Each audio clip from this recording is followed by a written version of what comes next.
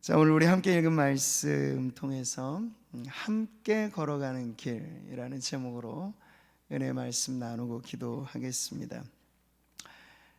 아주 잘 지어진 시 한 편을 읽으면요, 몇 권의 책에서도 얻을 수 없는 인생의 교훈을 발견하게 되는데요. 한 시인이 쓴 제가 시를 좀 읽어드리고 싶어요. 시 제목이 대추 한 알이라는 시인데, 화면 보시고 한번 여러분도 같이 한번 읽어보면 좋겠네요. 우리 같이 한번 읽어볼까요? 저게 저절로 붉어질 리는 없다. 저 안에 태풍 몇 개, 저 안에 천둥 몇 개, 저 안에 벼락 몇 개, 저 안에 번개 몇 개가 들어있어서 붉게 익히는 것일 게다. 저게 혼자서 둥그러질 리는 없다. 저 안에 무설이 내리는 몇 밤, 저 안에 땡볕 두어 달, 저 안에 초승달 몇 날이 들어서서 둥글게 만드는 것일 게다. 네. 자, 이 시를 제가 볼 때마다 참 오묘한, 대추 한 알이 뭐 얼마나 사실 귀중하게 여겨지겠어요. 근데 대추 한 알에서도 자연의 오묘, 신비뿐만 아니라 하나님의 신비를 우리는 사실 보게 되는 거죠. 이게 워낙 유명한 시라서 언어 영역에 나올지도 모르겠는데, 자, 이 시 안에서 시인이 발견한 게 뭐예요? 조그만 둥글고 붉은 대추 한 알 안에서 번개를 본 거예요. 천둥 소리를 듣는 거예요.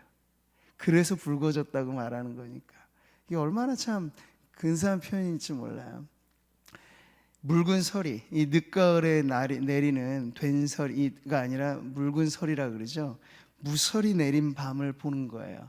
여름 내 땡볕 내리쬐던 그 무더웠던 날들이 이 안에 담겨져 있다고 보는 거예요. 그래서 둥그러졌다고 이야기를 하는 거죠. 저는 이걸 보면서 자연의 가장 작은 한 사물도 저절로 되는 것은 없다는 것을 발견하는 거죠. 우리는 거기서 하나님의 손길을 보는 거예요. 하물며 사람은 어떨까요? 우리는 다 커버리면요, 내가 혼자 잘나서 이 자리에 있는 줄 알아요. 자녀들이 이제 독립선언 막 할 때쯤 되면은 이제 내가 잘나서 그렇게 하는 줄 알아요. 근데 엄마가 배 아파서 놓았고, 아버지가 정성껏 길러주고, 부모 형제 이 품 안에 가정이라는 울타리가 없었으면요, 어떻게 이 고3 수험생의 자리에 이르기까지 자랐겠습니까? 한 인생도 저절로 되어지는 것은 없다는 걸 우리는 알게 되는 거죠. 하나님의 사람 모세의 생에서 우리가 발견하는 건 바로 그 하나님의 손길이에요. 큰 그릇을 오랜 시간 공을 들여 빚으시듯 하나님께서 모세라고 하는 그릇을 빚으셨고, 이제 때가 되어서 하나님께서 이거 찬장에 그냥 고이 간직하지 않고 들어 쓰시겠다고 이제 하시는 장면, 이게 이제 모세가 하나님께 보내심을 받은 사람으로 나아가게 되는 그 모습을 보는 거죠. 이제 맨발의 사명자가 되어서 하나님 보내시는 그 사명의 길을 걸어가는 데 있어서 이 모세가 어떤 마음을 갖고 이 일을 감당하게 될까를 우리 같으면 어땠을까로 한번 감정을 이입해 보면 좋을 것 같아요. 모세의 손에는 지팡이 하나 달랑 쥐어졌어요. 그것 외에는 아무것도 없어요. 그래서 하나님을 만난 감격도 있고 기쁨은 있는데, 현실의 나를 보면 지팡이 달랑 하나 있어요. 내가 이것 가지고 무슨 하나님의 일을 한단 말인가? 아니, 우리 같아도 그런 생각 들지 않겠습니까? 가슴은 뜨거워요. 받은 은혜가 있어서. 근데 삶을 보면 할 게 없어 보여요. 이런 어떤 현실과 이 꿈의 차이는 이 모세만의 고민이 아니고 우리 모두도 갖고 있을 법한 그런 마음의 답답함이죠. 그래서 모세가 불꽃 같은 임재 가운데 하나님 만나고 하나님 말씀을 들었는데도 이렇게 반응하는 거죠. 내가 누구이기에 바로에게 가며 이스라엘 자손을 애굽에서 인도하여 내리까. 스스로 부적합 판정을 내리는 말이거든요. 주님, 제가 어떻게 감히 그 일을 할 수 있겠습니까? 이렇게 말하는 모세에게 오늘 이어지는 본문은 하나님께서 그래도 가라 하면서 그에게 주시는 말씀인데, 여기서 우리는 모세뿐만 아니라 오늘 저와 여러분이 모두가 다 사명자인 줄 믿습니다. 성도 한 명에게는 예수님의 피값이 그대로 지불되었어요. 두 목숨도 아닙니다. 한 영혼에게는 한 생명, 예수님의 피값이라고 하는 어마어마한 값이 여러분에게 지금 매겨져 있단 말이에요. 그러니 우리가 사명자가 아니고 무엇이겠습니까? 우리에게도 그래서 걸어갈 길이 있다는 거예요. 근데 그 길을 어떻게 가야 할지를 함께 살펴보겠습니다. 독행이란 말이 있어요. 홀로 걷는 길, 또 누구의 도움도 받지 않고 혼자 일을 하는 경우, 이걸 독행이라고 말을 하는데 매우 지조 있고 또 절개 있어 보이는 모습이기도 합니다. 그러나 하나님 나라의 일꾼에게는 적합한 태도는 아니에요.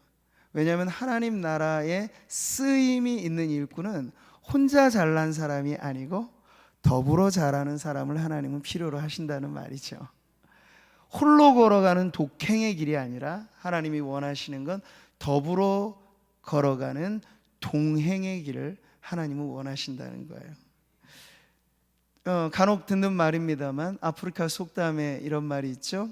빨리 가려면 혼자 가고 멀리 가려면 함께 가라는 말이 있어요. 근데 오늘날 많은 사람들은 바쁘죠. 바빠서 예배 자리도 넘기고 바빠서 기도의 자리도 못하고 막 이런 바쁘다는 게 우리 모두에게, 심지어 유치원생에게도 물어보면 그 아이도 바빠요.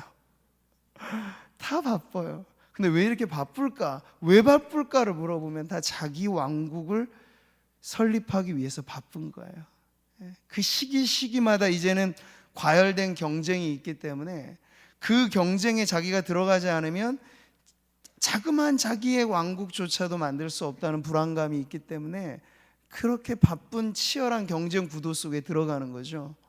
근데 여러분, 하나님 나라, 자기 왕국이 아니라 하나님의 나라를 만드는 데 있어서는요, 혼자 빨리가 아니고 함께 더 멀리 가는 그런 마음이 필요하다는 걸 오늘 말씀이 우리들에게 가르쳐 주는 거예요. 자, 모세는 그렇게 내가 누구이기네, 나는 부적합합니다, 이렇게 말하잖아요. 그럴 때 하나님이 바로 들려주신 말씀이에요. 12절 같이 한번 읽어보겠습니다. 하나님이 이르시되 내가 반드시 너와 함께 있으리라. 내가 누구이기에 갑니까? 내가 누구이기에 바로 앞에, 내가 누구이기에 이스라엘 민족에게 갑니까? 근데 거기에 대한 답변치고는 조금 동문서답같이 들리지 않으세요? 내가 너와 반드시 함께하리라. 근데 하나님의 이 말씀이 정답이고 해답인 줄 믿습니다. 주님은 스스로 낮춘 모세에게 엄청난 약속을 해주시는 거예요. 이 약속이 뭔가요? 함께 하심의 약속. 즉 우리가 하나님의 이름을 부를 때 임마누엘의 약속을 지금 모세에게 해주신 거예요. 임마누엘의 축복. 하나님도 모르지 않으세요? 지금 모세의 마음이 얼마나 불안해하고 있는지. 그 모세의 불안함이란 40년 광야 세월에도 사실 사라지지 않는 불안감이었습니다. 왜냐하면 그는 한번 된통 당해봤거든요. 누구에게? 자기 한 몸 내 걸어서 민족 위에 살아보리라 했는데 그 민족이, 그 동족이 모세를 내팽개쳤어요. 나는 당신을 필요로 하지 않습니다. 이 거절감이라고 하는 건 엄청난 상처죠. 그래서 세월의 풍파에도 사라지지 않는 게 내면의 상처라는 거예요. 10년, 아니 수십 년이 지나도 그 상처가 해결되지 않은 사람은 무슨 일만 생기면 수십 년 전으로 돌아가는 거예요. 그래서 그것 때문에 주저앉아 버리고, 그것 때문에 나는 못한다고 말하고, 이게 상처의 아주 무서운 힘이죠. 그럼 동족에게 버림받을 뿐만 아니라 그가 40년간 기르고 자라왔던 애굽의 왕가에서도 이제 추방당했잖아요. 그러니까 완전히 이중적인 버림을 받은 이 모세에게 상처가 없겠습니까? 불안한 마음이 왜 없었겠습니까? 그러니까 그가 말하는 거예요. 내가 누구이기에 바로에게 가며, 내가 누구이기에 이스라엘 자손에게 그들을 애굽에서 인도하여 내리까? 그 두 대상에게 모세는 버림받고 거절당한 그런 상처가 있기 때문에 그런 것이죠. 우리는 충분히 인간적으로 이 모세의 마음을 이해할 수 있습니다. 최고의 엘리트 코스를 밟았던 그때 버림을 받는 거예요. 나는 당신을 필요로 하지 않습니다. 그런데 지금 이제 초라한 몰골에 거의 세월에 삭혀져 버린 거의 노인이 되어서 다시 이스라엘로 간다는 건 금이 환영도 아니고 무슨 영웅의 출연도 아니고 그들이 모세를 받아줄 리 만무하잖아요. 쌍수 들고 환영받을 그런 행차가 아닐 게 분명할 거예요. 예전에도 그들은 모세에게 누가 너를 우리의 다스리는 자 재판관으로 삼았느냐 따졌는데 지금 그 몰골로 가면 반드시 모세는 내가 더 홀대당하고 아니 돌 맞지 않을까 걱정이 될 겁니다. 충분히 지금 모세가 불안해할 이유는 있어요. 자, 이런 모세의 불안 심리에 대해서 하나님은 다른 것으로 위로하지 않으시죠? 그냥 한 말씀만 하시는 거야. 모세야, 내가 반드시 너와 함께 할 거다. 흔들리는 그의 마음을 붙잡아 준 건 바로 동행하심의 축복을 말씀하신 거죠. 저는 오늘 기도하는 자리에 나와 있는 우리 성도님들 안에도 남모르는 우리가 꼭꼭 숨겨둔 내면의 상처가 없는 사람이 사실은 없을 거라고 봅니다. 그걸 우리가 잊고 사는 것뿐이고 평상시엔 그게 드러나지 않을 뿐이에요. 그러나 위기의 상황에 그 쓴뿌리가 다 드러나게 되는 걸 우리는 자신의 경험을 통해서 알고 있습니다. 그러니까 지난날의 아픈 추억이 어떤 지우개로도 안 지워지는 거예요. 자, 그런데 그래서 주저앉고 그래서 머뭇거리고 그래서 사명자로 부름받은 이 고귀한 인생을 낭비하게 되는 우리에게 있어서 오늘 하나님 말씀하시는 거죠. 만약 우리를 지으신 이가 하나님이신 줄 믿는다면, 믿으시나요? 우리를 부르신 이가 하나님이신 줄 믿는다면, 그리고 우리를 보내시는 이가 하나님이신 줄 믿는다면, 따라해 보겠습니다. 나는 결코 혼자가 아닙니다. 아멘. 여러분 혼자가 아니라는 사실을 잊지 마세요. 코로나 때문에도 우울해지고 가을 스산한 이 날씨에도 우울해지는 성도님들이 많이 계신 것 같아요. 근데 여러분 혼자 있는 그 자리에도 여러분 혼자가 아니에요. 하나님이 함께 하십니다. 이보다 더 큰 위로가 사실 우리에게는 없는 거예요. 잠깐 만나서 수다 떨 친구는 있겠죠. 근데 그 친구는 나와 온 시간 같이 하지는 못해요. 네. 식구들도 요즘에는 저녁 한나절에 잠깐 만나서 어디 요즘엔 한상에 둘러앉아 밥이나 먹습니까? 이 가족의 제도가 완전히 사회의 구조가 바뀌어지면서 틀려져 버렸다고요. 그러니까 자주 얼굴 대하는 식구들도 이제는 적어지고 있는데 집안에 덩그러니 앉아 있으면 확 우울증이 막 몰려올 수 있어요. 그럴 때 여러분 이 말씀을 기억하세요. 내가 반드시 너와 함께 하리라. 나 혼자가 아닌 길, 사명의 길은 바로 그것입니다. 홀로 걷는 길이 아니라 동행하는 길인데 그 동행자가 누구시냐? 바로 하나님께서 우리와 함께 하신다는 거죠. 자, 이어지는 말씀에서 모세는 보다 분명한 하나님의 정체를 이렇게 묻습니다. 같이 한번 읽어보죠. 그들이 내게 묻기를 그의 이름이 무엇이냐 하리니 내가 무엇이라고 그들에게 말하리까. 이건 분명히 예상되는 질문인 거예요. 40년 세월의 간격을 띄고 모세가 가면 옛날 모세인 줄도 알아볼 사람 별로 없을 것이고, 근데 갑자기 느닷없이 등장해서 하나님이 저를 통해 여러분을 애굽에서 건져내실 겁니다 라고 하면 그들이 저에게 분명 이 질문을 할 것입니다 라고 모세가 묻는 것이고, 지금 모세조차도 아직은 하나님을 불꽃 같은 임재 가운데 만나긴 했어요. 그래서 가슴은 뜨거워졌어요. 그런데 아직 모세는 하나님을 속속들이 아는 데 있어서는 어린아이와 다를 바 없어요. 그러니까 모세도 궁금해하는 거죠. 나를 지금 이렇게 부르시고 보내시는 당신은 누구십니까? 라는 그 정체에 대한 질문을 하는 거죠. 근데 이 질문은 매우 적절한 질문이에요. 함께 하신다고는 했는데 그 동행자가 어떤 분인지에 따라서, 동행자가 누구냐에 따라서 이 동행의 길이 전혀 달라지는 것이거든요. 공자가 논어에서 이 삼인행이라는 그 고사를 말했어요. 세 명이 길을 가다 보면 그 중에 반드시 내 스승이 있다. 본받을 사람이 있을 것이고 본받지 말아야 될 사람이 있을 것이고, 그래서 본받을 사람에게는 좋은 것을 따르고 본받아서는 안 될 사람의 잘못은 고쳐주라. 이런 가르침을 주었거든요. 그러니까 길 가다가 보면 두 사람, 세 사람만 하더라도 이 말은 뭐냐면 영향을 주고받는다. 반드시 그렇게 되어 있다. 그래서 그 사람이 누군지를 알려거든 그 주변의 친구를 보면 안다고 했어요. 영향을 주고받게 되어 있어요. 그러니까 동행하는 길에 동행자가 누구냐는 매우 중요한 문제라는 걸 알 수 있죠. 한 가지 예가 있습니다. 여러분, 예수님이 십자가에 달려 죽으신 이후 제자들은 뿔뿔이 흩어졌죠. 이제 더 이상 그들에게 희망은 끝나버린 거예요.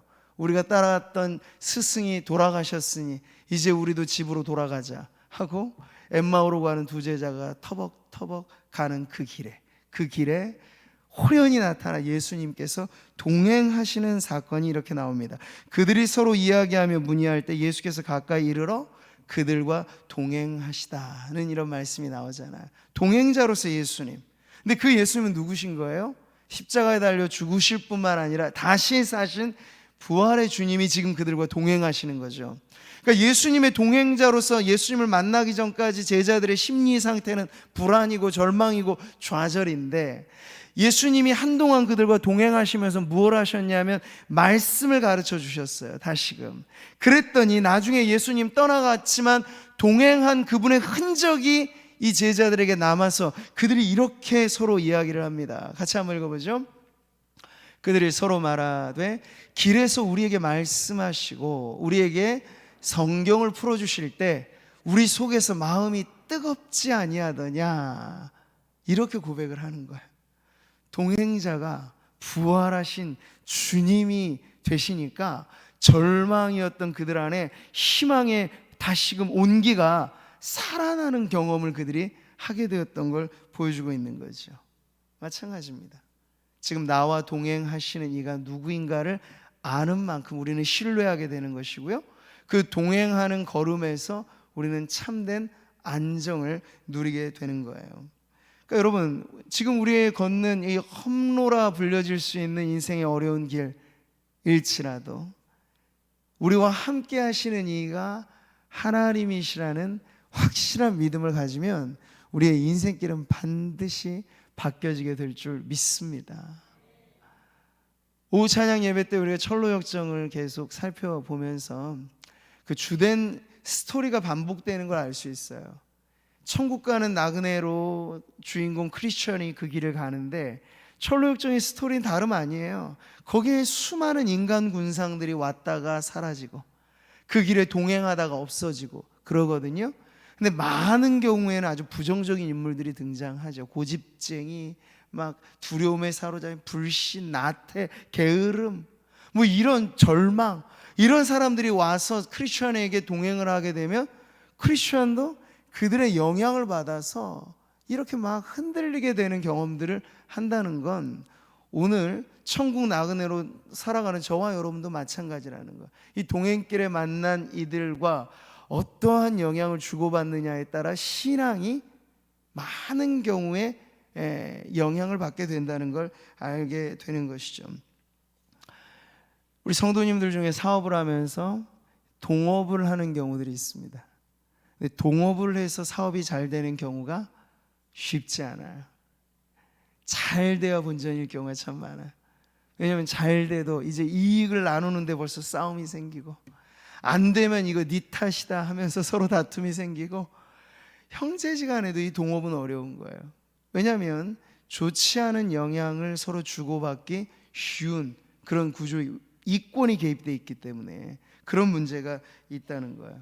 근데 여러분, 오늘 모세와 동행하시는 하나님을 말씀하실 때 하나님은 스스로 있는 자라고 자신을 드러내 주세요. 나는 스스로 있는 자이다. 우리는 그 이름을 알죠. 여호와라 불려지시는 분. 시작도 없고 끝도 없으신 분, 스스로가 모든 것의 원인이신 분, 말씀이면 모든 걸 되게 하시는 분, 이게 바로 스스로 존재하는 분이에요. 그러니까 나와 동행하시는 분이 아무런 능력도 없고 나에게 아무런 호의도 없다, 이러면 그 길은 가나마난 거예요. 그런데 내가 반드시 너와 함께 하리라 말씀하신 그분이 스스로 있는 존재라는 건 이 얘기가 달라져요. 절대 능력의 하나님이 절대 사랑으로 오늘 우리와 함께 하시는 길이기 때문에 성도들이 걸어가는 길은 잘 될 수밖에 없습니다. 거꾸로 트림을 당하여도 넘어지지 아니하고 사방에 우겨싸움을 당하여도 쌓이지 아니하고, 성도는 그래서 고백할 수 있는, 우린 죽어도 죽지 않는 인생. 왜요? 영원한 생이 우리에게 이미 주어진 축복이며 선물이기 때문이죠. 할렐루야. 여러분의 동행자가 누구이신가를 여러분 잊지 마십시오. 참된 위로를 주시는 분이에요. 참된 만족을 주시는 분이에요. 왜요? 그분에게는 불만족이 없으시니까, 스스로 만족한 분이시니까. 그래서 여러분, 우리가 기분이 좋아도 짜증이 그냥 100% 충만한 사람 옆에 있으면요, 좋던 기분 다 날아가 버려요. 좋은 게 영향을 주기보다 나쁜 게 영향을 주는 게 더 빠릅니다. 이게 죄로 들끓는 세상의 법칙이에요. 그래서 우리가 어느 곳에 가는지, 누구와 사귀는지, 무슨 말을 귀담아 듣는지, 이게 자기의 행복과 직결되는 거예요. 근데 여러분이 하나님의 말씀에 귀 기울여 산다면, 선하신 그분의 손 붙잡고 이 믿음의 길을 걸어간다면 그 길은 틀림없는 거예요. 자, 이로써 모세는 오늘 그의 동행자가 누구이신가를 두 가지로 확실하게 알게 됐죠. 임마누엘, 나와 함께 하시는 분, 그리고 여호와, 스스로 충분하신 분, 스스로 존재하시는 분. 그에 대한 눈이 열리니까 이제 모세가 지팡이 하나 달랑 들고도 나중엔 가게 되는 거예요. 열왕기상 6장에 보면요, 엘리사 시대에 있었던 한 사건이 나옵니다. 엘리사가 워낙에 이 비밀 첩보원이라고 말한다면 그런 역할을 해준 거예요. 아람 왕이 군사작전을 막 해요. 그러면 엘리사가 기가 막히게 기도의 영성으로 그걸 다 캐치해내서 이스라엘에게 전해주는 거예요. 그래서 다 위기를 모면하게 하니까 아람 왕이 이 사실을 알고 분노가 치밀어 오른 거예요. 내가 이 엘리사 잡아 죽이겠다고 엄청난 군대를 동원해서 엘리사의 성읍을, 도단이라고 하는 성읍을 에워쌉니다. 그걸 보고 엘리사의 사환이 기절초풍할 일이죠. 두려워 벌벌 떨면서 말을 할 때 엘리사가 그 사환에게 하는 말, 두려워하지 말라. 같이 읽어보죠. 우리와 함께한 자가 그들과 함께한 자보다 많으니라. 사환은 못 봤고 엘리사는 지금 보고 있는 상황인 걸 여러분 아시겠죠? 그러니까 눈으로 보는 대상을 지금 말해주는 게 아니에요. 그러니까 이 말을 듣고도 사환이 긴가민가 하잖아요. 그런 다음에 엘리사가 기도를 하는 거예요. 이 사환의 눈을 열어달라. 그 눈은 무슨 눈일까요? 믿음의 눈이죠. 영혼의 눈이죠. 그랬더니 여러분, 여호와께서 그 청년의 눈을 여심해. 같이 읽을까요? 그가 보니 불말과 불병거가 산에 가득하여 엘리사를 둘렀더라. 엘리사는 이미 그것을 보고 있었던 상황이에요. 그러니 아람의 군대가 아무리 병거를 대동하고 와도 하늘의 불말과 불병거가 나를 진치고 도와주고 있다는 사실을 보는 엘리사는 꿈쩍하지도 않은 거죠. 이게 가르쳐주는 바가 무엇입니까? 여러분, 믿음이라고 하는 것은요, 보이지 않는 대상을 보는 거예요. 그렇다고 여러분 너무 무슨 신비로운 이야기로만 생각하지 마세요. 믿음은 바라는 것의 실상, 보이지 않는 것의 증거라고 했으니 시력이 아무리 좋아도 믿음과는 상관없어요. 영안이 열린다는 것은요, 하나님의 말씀을 통해서 과연 그러다 하시면 그렇습니다라고 전적으로 동의하게 되는 그 마음, 그게 바로 믿음이고요. 그 믿음이 우리의 보는 것, 듣는 것, 느끼는 것, 이 감각이라고 하는 것보다도 더 충만하게 우리를 지배하게 되면요, 눈에 아무것도 안 보여도 안 보이는 게 아니라 하나님이 지금 전후좌우로 나를 두르고 계신구나. 욥의 믿음이 떨어질 때는 뭐라고 말합니까? 내가 앞으로 가도 그가 안 보이고 좌우에 봐도 그가 안 보인다고 말을 하잖아요. 근데 정말 하나님이 우리 가운데 함께 하신다라고 하는 사실이 믿음으로 확신하게 되면요, 눈에 안 보이는 그 하나님이 눈에 보이는 대상보다도 더 확실하게 나와 함께 하신다는 걸 의심 없이 받아들이게 되는 거예요. 우리 성도님들에게 오늘 그 믿음이 충만하기를 축복합니다.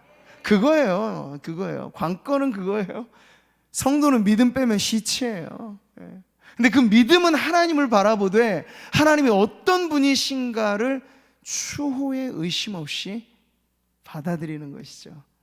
나는 스스로 있는 자이다 하셨으니 하나님은 만족하신 분, 스스로 결함이 없으신 분, 그리고 나를 만족시키시는 분, 나의 결함을 덮어주시는 분, 이런 분을 확 믿어져 버리게 되면 여러분의 결함 하나 두 개쯤, 아니 서너 개쯤, 아니 뭐 수없이 많은 결함도 하나님이 쓰시기에 부족하지 않도록 하나님이 덮어주십니다. 내가 하나님께 쓰임받느냐 마느냐의 관건은요, 스스로 내가 잘나지도록 애쓰는 게 아니고 하나님이 나를 붙들어 사용하시도록 온전히 하나님 앞에 나를 드리는 그 믿음이 충만할 때 하나님은 그 믿음을 보시고 역사하시는 분입니다. 병자들이 고침받는 모든 치유의 사건은요, 주님이 다른 거 안 보시잖아요. 내 믿음이 너를 구원하였으니 가라. 내 믿음이 너를 구원하였으니. 사랑하는 성도 여러분, 오늘도 하나님 변함없으신 분이에요. 모세와 함께 하시고 스스로 충만하신 그 하나님께서 우리와 함께 하실 때 우리에게도 이 길은 반드시 세상의 어떤 위협과 아람의 군대가 애워싸듯 지금 우리의 삶의 형편이 꼭꼭 천만이 둘러 나를 진칠지라도, 이런 시편의 노래들처럼 우리의 상황이 꽉 막혀 있을지라도 하나님이 나와 함께 하신다는 그 동행의 믿음이 있을 때 여러분은 유유히 그 사이를 뚫고 가는 새로운 길을 발견하게 될 줄 믿으시기 바랍니다. 담대함을 주는 거예요. 이런 믿음이 있을 때 바로 앞에서도 두려워 않는 담대함이 있는 겁니다. 옛날 최건능 목사님이 잡아 죽이려고 오는 일제 순사 앞에서도 예수, 천다, 불신, 지옥, 순사가 놀래서 말에서 꼬꾸라졌잖아.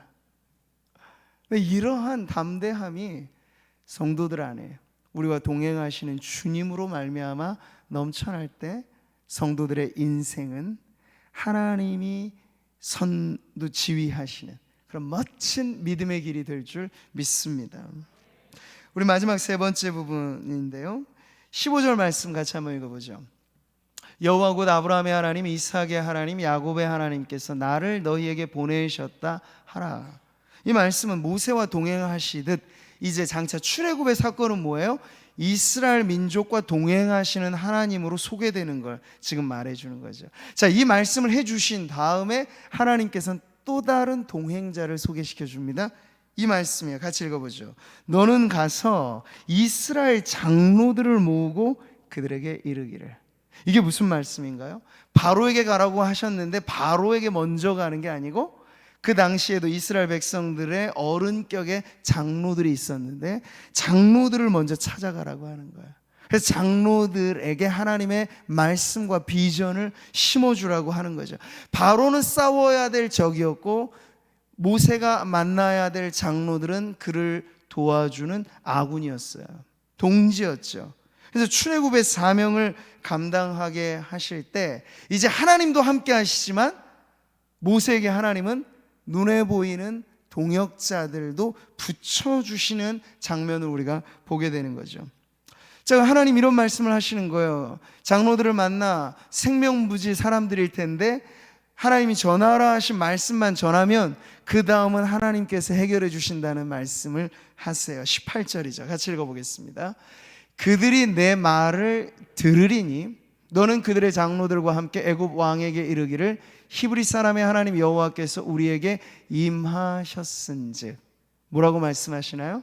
모세가 장로들에게 하나님의 말씀을 대언하면 하나님께서 그들의 마음을 여셔서 그 말씀을 듣게 하실 거라 하는 걸 지금 말씀해 주심으로써 수월하게 만나는 또 다른 동역자들을 붙여주시는 장면을 지금 보게 되는 것이요.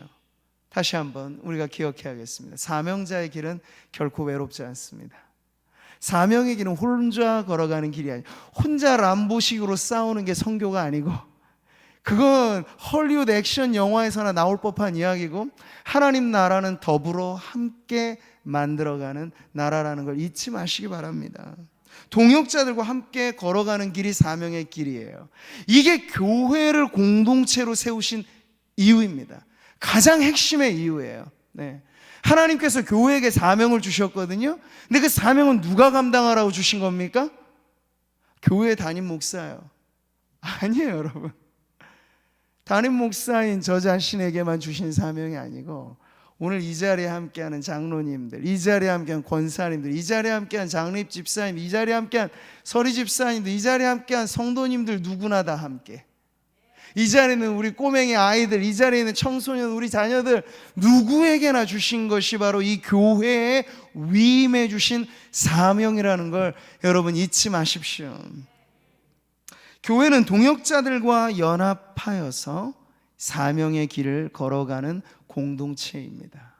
오늘 모세 한 사람으로부터 시작하지만 이제 조그만 강물이, 옹달샘에서 나온 물이 가면 갈수록 어때요? 큰 내를 이루고 강을 이루고 바다로 가듯이 하나님의 나라가 이루어지는 방식을 하나님 이렇게 보여주신 거예요. 꿈은 한 사람이 꾼지 모르겠지만 그 꿈으로 인하여서 만들어지는 하나님의 백성들은 어마어마한 하나님의 역사를 이루어 가시는 방법을 보는 거죠. 그래서 요셉 한 사람이 꿈꾼 게 그의 꿈으로 끝나는 게 아니고 그 백성을 일으켜 세우는 비전이 된다는 것을 우리가 보듯이, 교회가 사명 공동체로 하나님 앞에 서는 것은 누구 하나도 각각 개인 플레이 하는 게 아니라, 박지성 선수가 멋있는 이유가 뭐였습니까?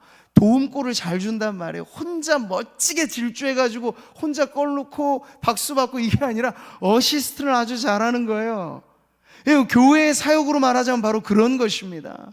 돋보이는 누군가에게만 박수가 보내지는 것, 그것 아니고 우리는 모두가 함께 더불어서 동역함으로써 하나님 맡겨주신 사명을 감당해서 모두가 기뻐하고 모두가 즐거워하고 모두가 감사하는 그게 바로 사명을 이루는 교회의 방식인 줄 믿습니다. 기업이야 뛰어난 인재 몇 명 세워서 수많은 사람들을 먹여 살리는 이런 인재 경영을 말하겠지만, 교회의 사역은 그것과 다르다는 얘기예요. 부족해도 연약해도 모든 성도를 통하여 일하시는 하나님을 보여줄 수 있는 게 교회의 영광스러움입니다. 그래서 교회의 성도 중에 필요 없는 성도는 아무도 없다. 아멘. 여러분 스스로를 필요 없다 말하지 마십시오. 그건 하나님을 업신 여기는 겁니다. 내게도 예수 피값 주고 사신 하나님의 놀라운 구원의 축복이 있거늘 나는 아무런 소용없고 나는 쓸모없다, 나 없어도 교회는 잘 돌아가겠지. 여러분, 그것만큼이나 우리와 동행하시는 하나님의 의중을 잘못 아는 그런 마음이 없는 거예요. 하나님 우리 모두를 다 이 동행자로서 붙여주시고 보내주시고 서로가 한데 어우러져서, 누군가 한 사람 독주시키는 게 아니라 함께 합주를 시켜서 웅장한 오케스트라의 향연을 하나님께서 연주하는 지휘자 같으신 거예요. 그럼 여러분, 이 하나님의 동행기, 여러분 저와 함께 우리 모두가 이 자리에 부름받았다라고 하는 것이 우리 상모교회가 하나님 앞에 누리는 축복인 줄 믿습니다. 그럴 때 우리 마지막으로 우리가 어떠한 마음을 가져야 할지를 아모스 말씀이 이렇게 보여줍니다. 같이 읽어보죠. 두 사람의 뜻이 같지 않은데 어찌 동행하겠으며. 우린 동행자로 부름을 받았습니다. 그럴 때 우리에게 실천적으로 필요한 노력이 뭘까요? 뜻을 맞추는 거죠. 사공이 많은 배는 여지없이 산으로 갑니다.